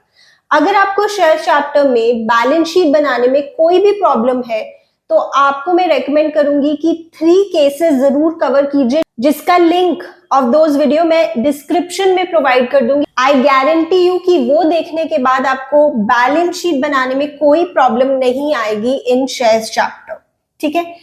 Okay, then the next सब category is subscribed but not fully paid up. Subscribed but not fully paid up. Okay, इसमें हम बात करेंगे जो हमने पब्लिक को इशू किए 20,000 equity shares of ₹10 each, but of ₹10 each, पर उसमें से कॉल्ड अप तो 8 ही है ना, ₹8 पर शेयर कॉल्ड अप, तो मल्टीप्लाई हमें 8 से ही करना है। यहाँ पे 20,000 इंटू 8, ये हो गया 1,60,000। Now this is 2,40,000। ये जो 2,40,000 है इसे हम अपनी बैलेंस शीट में लेकर जाएंगे, ठीक है। ये अगर आपने प्रॉपर वे से बना दी बैलेंस शीट इस तरह से तो आपके 4 मार्क्स पक्के हो गए यहाँ पर, ठीक है। चलो आगे बढ़ते हैं। Then now this question is also of 4 marks. ये आपका डिसोल्यूशन से क्वेश्चन है। डिसोल्यूशन की जर्नल एंट्रीज आपको पता है इंपॉर्टेंट होती है। So let us have a look here. Carol and Lacey were partners. They decided to dissolve their firm. Pass the journal entries for the following after various assets and liabilities have been transferred to realization. यानी realization में आपने assets और liabilities को transfer कर दिया, उसके बाद entries करनी है। Normally ऐसे ही होता है कि हम एसेट्स और लाइबिलिटीज को ट्रांसफर कर चुके होते हैं। So the first part is Carol took over half of the investments worth ₹30,000 at 2% discount and the remaining investments were sold at a profit of 18% of the book value. So total investments है 30,000 की, उसमें से half यानी 15,000 की take over कर ली है partner ने eight a discount of 2%। So 2% of 15,000 is 300, यानी 14,700 की इन्वेस्टमेंट्स कैरल ले गई है एंड द रिमेनिंग हाफ यानी 15,000 हमने मार्केट में सेल कर दिया है एट अ प्रॉफिट ऑफ 18%। तो इसमें 18% ऐड करेंगे सो यू विल गेट 17,700, ठीक है। तो आप इसकी 2 अलग अलग एंट्रीज भी कर सकते हो, एक एंट्री में भी दिखा सकते हो, that is your wish. So proper format बनाएंगे जर्नल का। Carol who is a partner has taken over investments. So जैसे debit the receiver, so Carol's capital account debit 14,700 to realisation. क्योंकि इन्वेस्टमेंट्स रियलाइजेशन में ट्रांसफर हो चुकी है, यहाँ पे इन्वेस्टमेंट अकाउंट मत लिख देना प्लीज, ये गलती बहुत करते हैं बच्चे. देन जो इन्वेस्टमेंट्स आपने मार्केट में सेल किए उसके लिए हम एंट्री करेंगे bank account debit to again realisation account. हमें कितने पैसे मिल रहे हैं इसके लिए? 17,700. आप चाहे तो इसकी एक कंबाइंड एंट्री भी कर सकते हैं. That will look like Carol's capital account debit 14,700, bank account debit 17,700 to realisation account 32,400. So आप एक एंट्री भी पास कर सकते हैं. Then we have Lacey, who is again a partner, is allowed a remuneration of 13,000 for dissolution work and is to bear all the expenses of realization. हम partner को commission दे रहे हैं कि तुम डिसोल्यूशन का सारा काम देखो, उसके लिए तुम 13,000 रुपीज ले लो और डिसोल्यूशन के खर्चे भी तुम्ही को देखने हैं. ठीक है, तो मैंने बहुत डिटेल में समझाया हुआ है कैसे आप पास करते हैं रियलाइजेशन एक्सपेंसेस से रिलेटेड एंट्रीज. तो पहले तो जो हम उसको रेम्यूनरेशन दे रहे हैं, इमेजिन द रियलाइजेशन अकाउंट, उसमें डेबिट साइड पे हम ये लिखते हैं. So realisation account debit to Lacey's capital account. First this is for the remuneration that is given to Lacey 13,000. अब हमने लेसी को कहा है कि खर्चे भी तुम ही को बियर करने हैं इस 13,000 में. तो एक्सपेंसेस बियर करने हैं पार्टनर को. एक्सपेंसेस हुए कितने हैं? 5,000 और ये पे किए फर्म ने. तो अब फर्म की पॉकेट से जा रहे हैं तो हमें टू बैंक तो लिखना पड़ेगा यहाँ पर. ये मैंने डिटेल में एक्सप्लेन किया है, प्लीज वीडियो से जरूर कवर कर लेना अगर आपको कोई भी डाउट है रियलाइजेशन एक्सपेंसेस की एंट्रीज में. और वैसे ये पार्टनर ने देना था, पार्टनर ने ये खर्चा करना था, बट अभी फर्म ने कर दिया तो फर्म पार्टनर से रिकवर कर लेगी, सॉर्ट ऑफ उसको अपना डेटर बना देगी. तो ये हम डेटर बना रहे हैं लेसी को फॉर दिस अमाउंट, क्योंकि ये खर्चा वैसे पार्टनर को करना था. तो अगेन इसकी भी आप एक कंबाइंड एंट्री कर सकते हैं, that is up to you. Okay, उसके बाद देखते हैं Carol had given a loan of 89,000 to the firm which was duly paid. आपको पता है पार्टनर का जो लोन होता है डिसोल्यूशन चैप्टर में, उसे हम कैपिटल अकाउंट के थ्रू पे नहीं करते, रियलाइजेशन अकाउंट के थ्रू पे नहीं करते. एक सेपरेट लोन अकाउंट होता है ना पार्टनर का, बस बैंक अकाउंट से उसे पे करके दिखा देते हैं. तो दिस इज वेरी सिंपल. अगर आपको इसका लॉजिक पता है तो ये फर्म की लायबिलिटी थी वैसे, बट अब ये खत्म हो रही है. Carol's loan account debit to bank account. ठीक है, फर्म पे कर रही है कैरल को, दैट इज 89,000. सिंपल है. प्लीज कैपिटल अकाउंट से मत पे करना या रियलाइजेशन को इसके बीच में मत लेकर आना. ठीक है, चलो. देन लेसी अग्रीड टू पे of her brothers loan of 13,000 eight a discount of 5%. तो लेसी का जो ब्रदर है वो तो एक आउटसाइड लायबिलिटी ही है फर्म के लिए. तो दिस इज लाइक एक liability partner is taking over. तो again imagine the realisation account. Realisation account में पहले लायबिलिटीज ट्रांसफर होती है, फिर वो पे ऑफ होती है या कोई पार्टनर लेकर चला जाता है. तो हम एंट्री क्या करेंगे? Realisation account debit to this liability is being taken over by the partner to Lacey's capital account and amount would be 13,000 में से 5% माइनस करोगे, सो दैट वुड बी 12350. ठीक है, so this is simple. This is like कोई भी outside liability like creditor वो partner लेकर जा रहे हैं. सो रियलाइजेशन अकाउंट डेबिट, ये डेबिट साइड पे हम शो करते हैं टू लेसीज कैपिटल अकाउंट. 13,000 में से 5% माइनस कर देंगे, so that is 12,350. Right, note करिए यहां तक. चलिए अब आगे चलते हैं, moving on to the 6 mark question starting from question 23। तो टिल प्रीवियस ईयर क्या होता था कि आपका शेयर्स चैप्टर से जो क्वेश्चन आता था, एडमिशन रिटायरमेंट से जो क्वेश्चन आता था, वो 8 मार्क्स का क्वेश्चन होता था, बट अभी 6 मार्क्स का हो गया है। तो थोड़ा सा चैलेंज यहाँ पे बढ़ गया है कि आपको सेम अमाउंट ऑफ टाइम लगाना है, बट आपको मिलेंगे यहाँ पे 6 marks. Okay, but let's us just look at the question now, solve करते हैं। Royals Fans Limited invited applications for 1 lakh equity shares of rupees 100 each at a premium of 10%, यानी 10% of 100 that is 10 rupees। Application पर है 50 rupees, allotment पर है 35 rupees, जिसमें premium included है यानी कि 25 plus 10।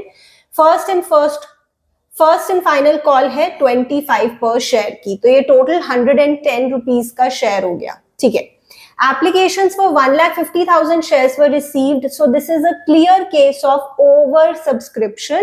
Then applicants for 25,000 shares did not get any allotment, यानी ये rejection है, उनके पैसे हमने वापस कर दिए और बाकी के applicants को हमने pro rata allotment कर दी।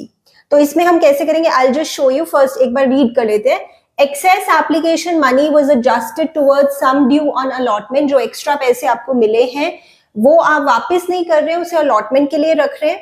Mr. Henos, who was allotted 600 shares, failed to pay the amount due on allotment and call money. The company forfeited his shares and subsequently reissued at rupees 110 per share, fully paid up। तो हमें यहाँ पे journal entries करनी है। तो देखो यहाँ पे कोई हमें कैश बुक बनाने के लिए नहीं कह रहे, यहाँ पे कोई calls in arrears, calls in advance की बातें नहीं हो रही। तो देखा जाए तो स्ट्रेट फॉरवर्ड क्वेश्चन है, ज्यादा कुछ यहाँ पे कॉम्प्लेक्सिटी नहीं है। ऑलराइट, सो हियर यहाँ पे हम सॉल्व करेंगे। पहले मैं आपको बता दूं कि क्वेश्चन में हमें 1,50,000 की एप्लीकेशंस मिली हैं, बट हम 1 लाख की एप्लीकेशंस ही चाहते थे। सो this is a clear case of over subscription. इससे डील करने के लिए 25,000 की एप्लीकेशंस को हम रिजेक्ट कर रहे हैं और बाकी यानी 1,25,000 को हम प्रो रेटा अलॉटमेंट कर रहे हैं। This is pro rata allotment. ठीक है, चलो एंट्रीज पास करते हैं। It is going to be simple. So the first entry is bank account debit to equity share application. पहली एंट्री में हम कहते हैं पैसे आने दो, जितने भी बन रहे एक बार तो आने दो, फिर देखेंगे सेकेंड एंट्री में कि प्रो रेटा करना है या रिजेक्शन करना है। सो 1,50,000 पर we are getting 50 rupees, so that is 75 lakh. तो पहली एंट्री में हमारे पास आ गया 75 लाख का अमाउंट।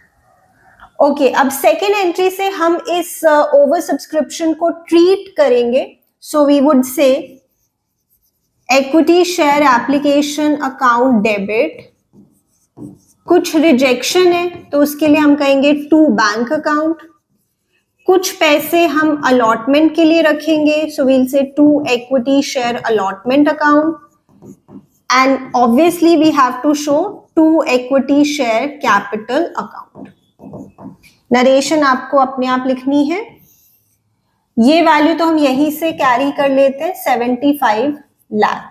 नाउ रिजेक्शन हुई है 25,000 एप्लीकेशंस की, तो 25,000 पे जो आपको 50 रुपीज मिले हुए थे वो आप वापस कर देंगे, यानी 12,50,000। देन ये जो कैटेगरी है इसमें हम कहेंगे कि 1,25,000 एप्लीकेशंस पर हमें 50 रुपीज मिले, बट बनते तो 1 लाख के ऊपर 50 रुपीज थे, तो जो एक्स्ट्रा आए हुए हैं वो हम अलॉटमेंट के लिए रखेंगे। और वो एक्स्ट्रा कितने होंगे, easily you can calculate, that would B 12,50,000। सो यहाँ पे शेयर अलॉटमेंट के आगे आ गया 12,50,000 जो हम वापस नहीं कर रहे, अलॉटमेंट के लिए रख रहे, एंड शेयर कैपिटल के आगे जो हम सच में चाहते थे, हम सच में चाहते थे कि 1 लाख शेयर्स के ऊपर हमारे पास 50 रुपीज आए, so that is what we are going to show here. ठीक है, ये हमारी सेकेंड एंट्री हो गई, देख लो एक बार। चलिए देन मूविंग ऑन, अब हम यहाँ पे अपनी अलॉटमेंट ड्यू करते हैं और अलॉटमेंट पे प्रीमियम है। So equity share allotment account debit to securities premium to equity share capital. अब हम सारी एंट्रीज अपनी 1 लाख से करेंगे, ऑब्वियसली 1,50,000 से नहीं, ओवर सब्सक्रिप्शन को हमने यहाँ पे ठीक कर दिया है। सो 35 की यहाँ पे अलॉटमेंट है जिसमें से 10 का प्रीमियम है, और वैसे देखा जाए कैपिटल है यहाँ पे 25 रुपीज की अदर देन प्रीमियम। ठीक है, 1 lakh per 25। So this becomes 35 lakh, then here we have 10 lakh and here we have 25 lakh। ये हमने अलॉटमेंट को ड्यू कर दिया। ठीक है, यहां तक एक बार देख लीजिए। ओके जी, उसके बाद हमने देखा कि एक शेयर होल्डर ने डिफॉल्ट किया है, उसने हमें अलॉटमेंट और कॉल मनी पे नहीं की, जिससे अलॉट हुए हैं 600 शेयर्स। ये तो उसे अलॉट हुए हैं, क्या उसने अप्लाई भी 600 किए होंगे? नहीं, अप्लाई उसने ज्यादा किए होंगे, और जितने अप्लाई किए होंगे उसके हिसाब से उसने एप्लीकेशन मनी पे की होगी। तो हमें यहाँ पे एक वर्किंग करनी होगी जिसे हम क्लास में विचार करना कहते हैं। पेपर में आप ऐसे नहीं लिखेंगे, बट हम क्लास में इसे विचार करना कहते हैं। So this share holder is called Mr Hanoz and इन्हें अलॉट हुए हैं 600 शेयर्स। तो जो हमारी प्रो रेटा कैटेगरी है विच इज दिस वन, इससे हम उसके अप्लाइड नंबर ऑफ शेयर्स निकालेंगे। हम कहेंगे कि जिसे 1 लाख अलॉट होते हैं शेयर्स, वो 1,25,000 अप्लाई करता है। तो इस पर्सन को 600 शेयर्स अलॉट हुए हैं, तो इसने अप्लाई कितने किए होंगे? सिंपली यूनिटरी मेथड से आप फाइंड आउट कर सकते हैं। तो इसने अप्लाई किए होंगे 750 शेयर्स। तो 750 के हिसाब से इसने हमें एप्लीकेशन मनी दी होगी जो कि 50 रुपीज है, राइट। तो 750 के हिसाब से उसने एप्लीकेशन पर हमें 50 रुपीज दिए होंगे, बट उसके बनते तो 600 के हिसाब से 50 रुपीज थे। तो ये हमारे पास एक्स्ट्रा पैसे आ गए। सो ये है हमारा 37,500। इतने पैसे उसने दिए बट उसके बनते थे 30,000, तो 7,500 हमारे पास एक्स्ट्रा आ गए फ्रॉम दिस पर्सन। अब ये एक्स्ट्रा पैसे हम उसके अलॉटमेंट के लिए रखेंगे। अलॉटमेंट पर 600 शेयर्स है और अलॉटमेंट वैसे 35 की है, जिसमें से 25 कैपिटल के नाम के हैं और 10 प्रीमियम के नाम के हैं। तो टोटल देखिए, कैपिटल के नाम के हैं 600 इंटू 25 और प्रीमियम के नाम के हैं 600 इंटू 10। अगर आपने ये चैप्टर बहुत डिटेल में किया है तो आप समझ सकते हैं कि यहाँ पे मैं बिल्कुल जल्दी क्विकली चेक कर लूंगी कि ये कहीं वेरी स्पेशल केस तो नहीं है। जब एक्स्ट्रा पैसे हमारे पास जो आए हैं वो कैपिटल के लिए रखने के बाद भी कुछ प्रीमियम के लिए भी बच जाते हैं, तो वो वेरी स्पेशल केस होता है। अगर आप डिटेल में समझना चाहते हैं प्लीज वीडियो जरूर कवर कर लेना, मैं लिंक प्रोवाइड कर दूंगी डिस्क्रिप्शन में। बहुत इंपॉर्टेंट है वेरी स्पेशल केस। बट यहाँ पर ऐसा नहीं है, क्योंकि यहाँ पे कैपिटल के नाम के ही 15,000 बनते हैं, तो 7,500 मुश्किल से कैपिटल के लिए भी पूरा नहीं पड़ेगा। तो ये वेरी स्पेशल केस तो नहीं है, ये नॉर्मल केस है, ये वेरी स्पेशल केस नहीं है। तो यहाँ पे सिंपली आप कहेंगे कि अलॉटमेंट पर बनते हैं 600 इंटू 35 यानी 21,000 और उसने एक्स्ट्रा दिए हुए हैं 7,500। तो जो डिफॉल्ट हुआ है अलॉटमेंट पर, वो है 13,500 का, 13,500 का ये डिफॉल्ट है। ठीक है, ये हमने वर्किंग से फाइंड आउट किया है 13,500 का डिफॉल्ट। अब हम यहां पर आ जाते हैं। Now we are going to pass the bank entry for share allotment. So bank account debit to equity share allotment. यहां पर हम कहेंगे कि हम एक्सपेक्ट तो कर रहे थे 35 लाख रुपीस मिलेंगे, बट इसमें से हमें पहले ही मिल गए थे 12,50,000 और हमें नहीं मिले 13,500 जो अभी हमने डिफॉल्ट फाइंड आउट किया। यानी हमें फाइनली यहां पर मिल रहे हैं 22,36,500। आप एक बार कैलकुलेट करके देखिए, हमें यहाँ पे मिल रहे हैं 22,36,500 जिससे हमने एंट्री पास कर दी। ठीक है, ये हो गया हमारा अलॉटमेंट। उसके बाद हमारा फर्स्ट एंड फाइनल कॉल है 40 रुपीज का, और ये जो सॉरी नॉट दिस क्वेश्चन, उसके बाद फर्स्ट एंड फाइनल कॉल है हमारा 25 रुपीज का, और ये जो पर्सन है हेनोज, इसने हमें फर्स्ट एंड फाइनल कॉल भी नहीं दी है। ओके, चलिए moving on, passing the entry for equity share first and final call. तो यहां पर हम पास कर देंगे एंट्री, कोई प्रीमियम नहीं है इस पे।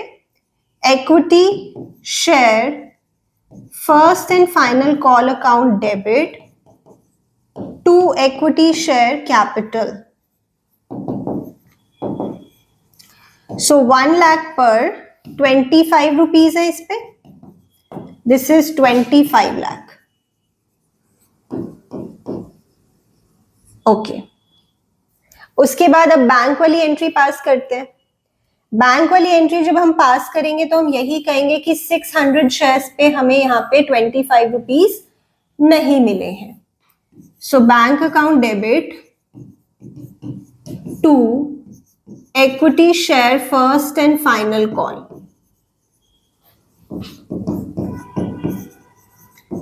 हमें यहाँ पर 600 पर 25 रुपीज नहीं मिले हैं। ठीक है, ये बनता है हमारा 15,000। सो 25 लाख में से 15,000 नहीं मिले, सो हमें मिले हैं 24,85,000। ठीक है, अब हम फॉरफीचर की एंट्री करेंगे। हेनोज के शेयर्स हमने फॉरफीट किए। So equity share capital account debit, number of shares forfeited into called up value per share excluding premium. तो हेनोज के 600 शेयर्स हम फॉरफीट कर रहे हैं, नॉट 750, वो तो अप्लाइड थे। 600 फॉरफीट कर रहे हैं और 100 पर शेयर कॉल्ड अप है। सिक्योरिटीज प्रीमियम को भी डेबिट करेंगे, क्योंकि जब हमें वो कॉल ना मिली हो जिसपे प्रीमियम है तो हम फॉरफीचर एंट्री में एसपी मतलब सिक्योरिटीज प्रीमियम को भी डेबिट करते हैं।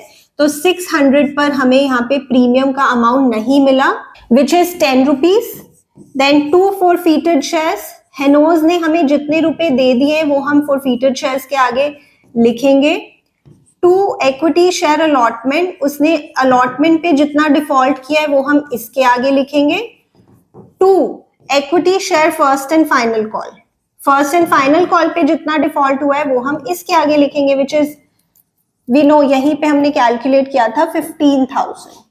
ठीक है, ये हो गया 15,000। अलॉटमेंट पे डिफॉल्ट अभी हमने फाइंड किया था 13,500। हेनोज ने हमें स्टार्टिंग में कितने रुपए दे दिए थे? 37,500। तो स्टार्टिंग में जितने रुपए हमारे पास आए हैं वो हम लिखेंगे फॉरफीटेड शेयर्स के आगे, क्योंकि इसका लॉजिक यही होता है कि जितने पैसे शेयर होल्डर ने दे दिए। Then here we have 60,000 and here we have 6,000। तो ये हमारी फॉरफीचर की एंट्री हो गई, राइट। अब यहां पर हमने सभी शेयर्स को री इशू किया है, और री इशू पता है कितने पे किया है?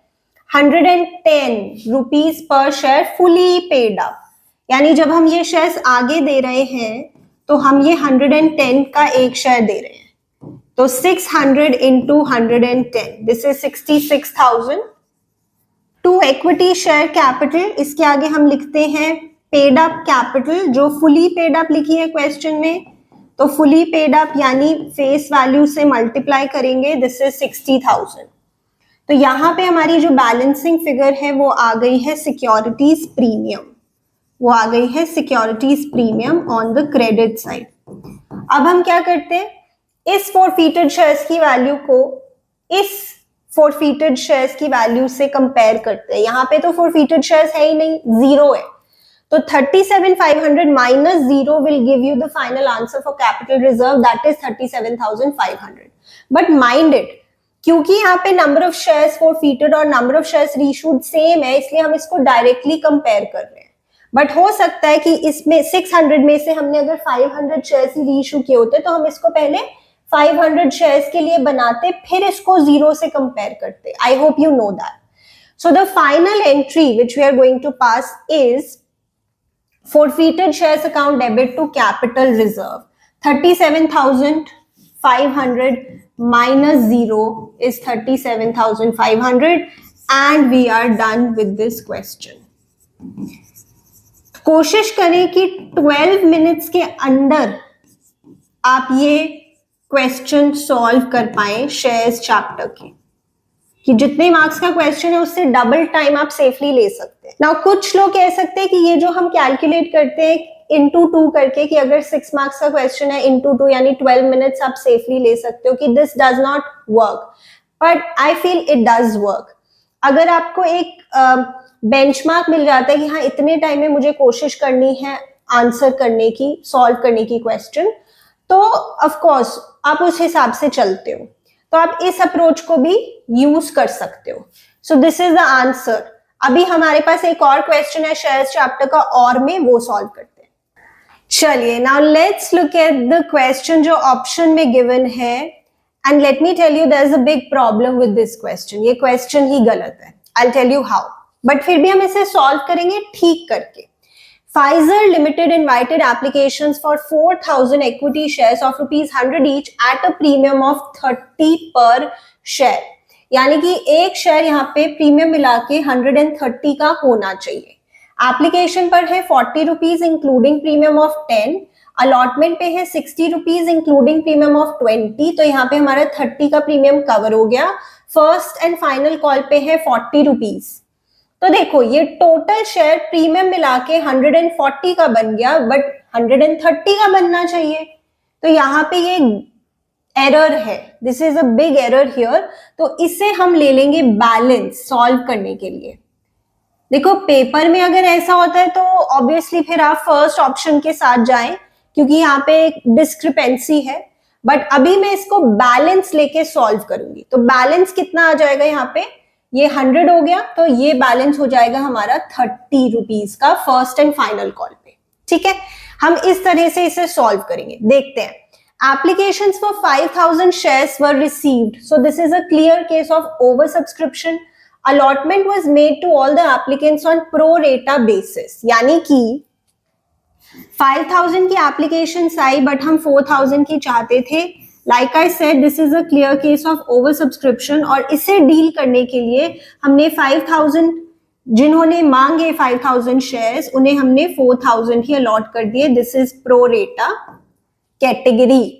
Okay, excess application money was adjusted towards sum due on allotment. Rocky एक शेयर होल्डर है जिसे 40 शेयर्स अलॉट हुए, उसने हमें अलॉटमेंट और कॉल मनी नहीं दी। अली एक शेयर होल्डर है जिसे 90 शेयर्स अलॉट हुए, उसने हमें कॉल मनी नहीं दी, और इनके शेयर्स हमने फॉरफीट कर दिए।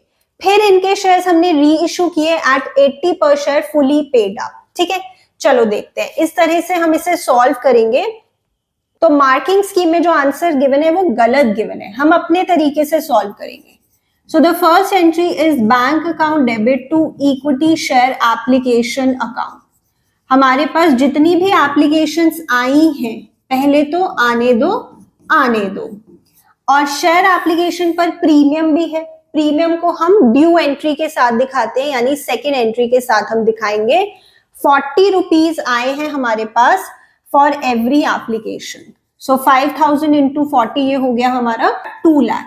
ठीक है, अब नेक्स्ट एंट्री ध्यान से देखना।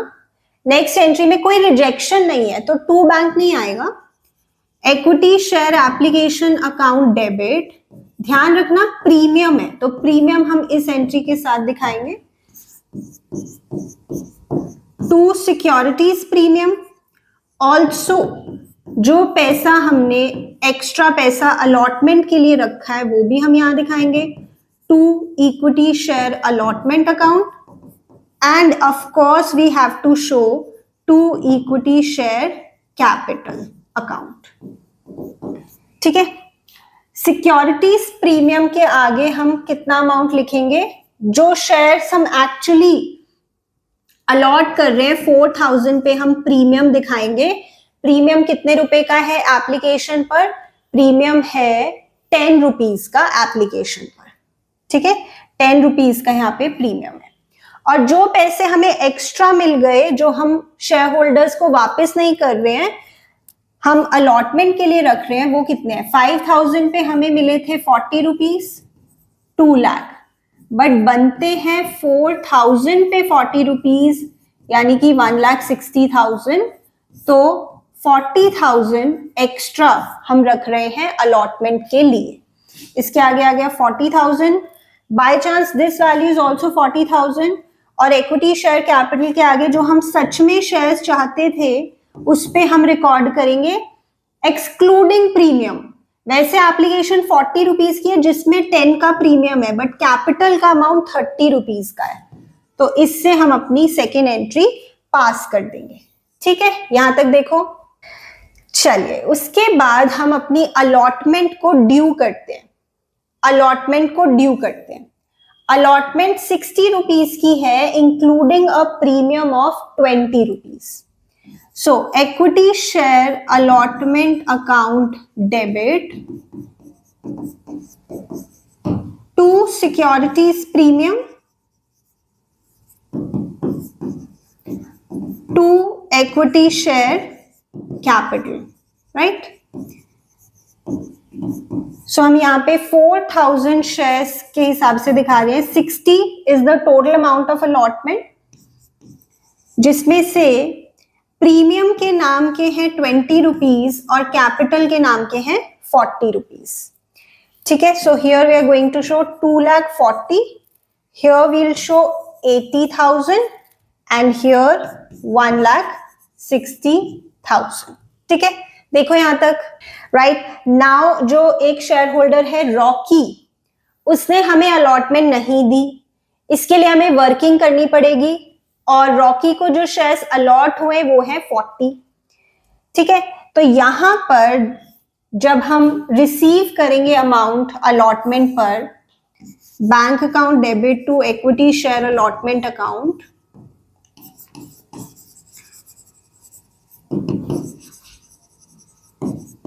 तो वी वुड से कि हम एक्सपेक्ट कर रहे थे 2,40,000 रुपीज मिलेंगे, जिसमें से हमें नहीं मिले 40,000 क्योंकि वो पहले ही मिल गए, और हमें नहीं मिले क्योंकि डिफॉल्ट हो गया। अब वो डिफॉल्ट देखते हैं। रॉकी जो शेयर होल्डर है उसने डिफॉल्ट किया, उसके पास 40 शेयर्स हैं जो हमने उसे अलॉट किए, बट क्या उसने अप्लाई भी 40 शेयर्स किए होंगे? नहीं। तो जो हमारी प्रो रेटा कैटेगरी है उससे हमें पता लग रहा है कि जिससे 4,000 शेयर्स अलॉट होते हैं वो 5,000 शेयर्स अप्लाई करता है। तो ये जो शेयर होल्डर है रॉकी, इसे 40 शेयर्स अलॉट हुए, तो इसने अप्लाई किए होंगे 50 शेयर्स। तो एप्लीकेशन पर हमें मिले होंगे रॉकी से 50 इंटू 50 शेयर्स इंटू 40 रुपीज की है एप्लीकेशन, बट इसके बनते थे 40 शेयर्स पर 40 रुपीज एप्लीकेशन के, तो इसमें जो हमें एक्स्ट्रा दिए हुए हैं वो हैं 400। अब इसके अलॉटमेंट पर बनते हैं 40 शेयर्स पर 60 रुपीज 2,400। इसने पहले ही हमें 400 दिए हुए हैं, तो 2,000 का यहाँ पे डिफॉल्ट है।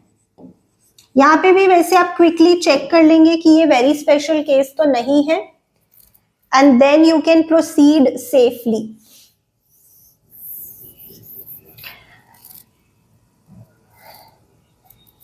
जैसे 400 एक्स्ट्रा आए हैं और इनके अलॉटमेंट पर बनते हैं 40 पर 40 कैपिटल के नाम के और 40 पर 20 प्रीमियम के नाम के, तो ये 400 मुश्किल से कैपिटल के लिए भी पूरा नहीं पड़ रहा है, तो ये वेरी स्पेशल केस नहीं है। अगर आपको ये समझ में नहीं आता तो आप वो वीडियो से कवर करेंगे। This is a normal case. तो ये डिफॉल्ट हो गया हमारा अलॉटमेंट पर, तो यहाँ पे हमें 2,000 और नहीं मिले। 2,40,000 माइनस 40,000 माइनस 2,000, तो we have received 1,98,000 on allotment. ठीक है, ऑल राइट जी। इसके बाद अब हम अपनी first and final call due करेंगे, जिसके लिए मैंने बताया कि हम उसको बैलेंस लेंगे 30 रुपीज का, और फर्स्ट एंड फाइनल कॉल पर रॉकी और अली दोनों ने डिफॉल्ट किया। तो पहले ड्यू करते हैं। Equity share first and final call account debit, so इसे हम ड्यू करेंगे 4,000 शेयर्स पर, to equity share capital account this is 1,20,000।